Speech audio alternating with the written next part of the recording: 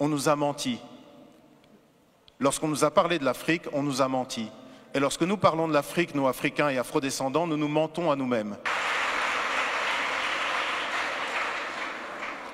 Bonsoir à tous. Good evening, everyone. Je vais faire ce petit mot d'introduction en français. Voilà, c'est fait. Aujourd'hui naît Incarnation. Incarnation aurait pu s'appeler Initiation. Et Incarnation démarre, vous allez le découvrir ici en rentrant, sur un constat qui est fort, sur une déclaration, une affirmation qui est très forte.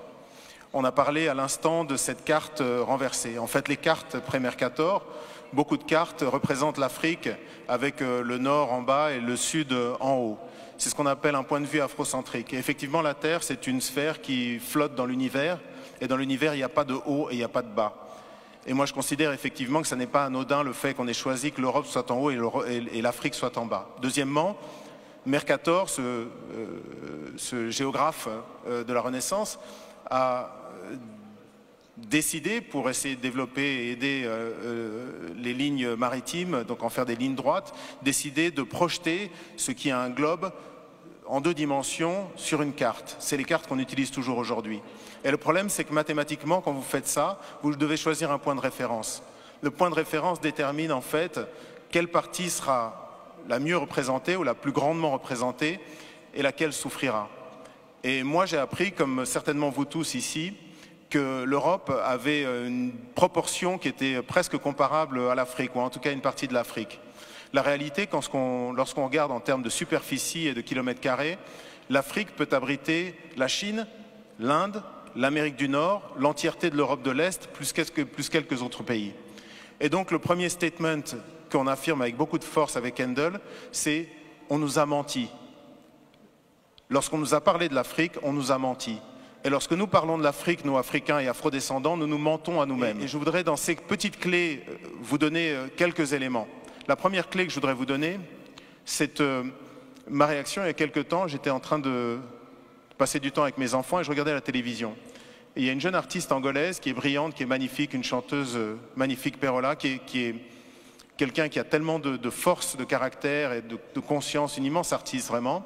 Et elle montrait l'Angola, qui a été un pays qui a été détruit par la guerre, et elle est allée à Soyo, à l'embouchure du fleuve Congo.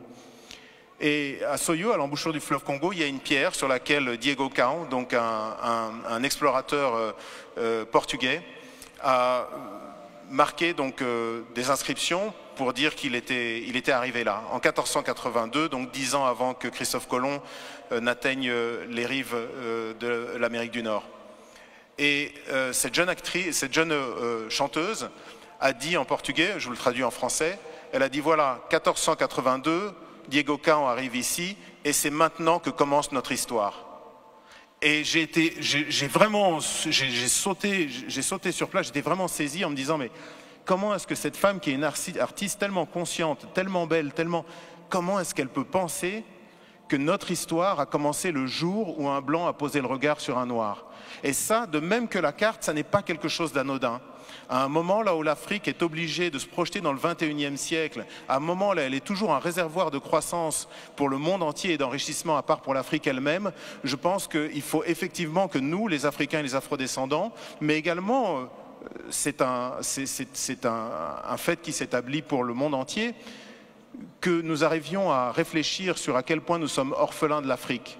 Vous savez, ce concept de mémoire fantôme, lorsqu'on vous ampute une jambe par exemple, vous avez une démangeaison où l'orteil vous gratte, mais il vous gratte terriblement et vous êtes absolument persuadé que c'est votre orteil, même si vous savez que vous n'avez plus d'orteil.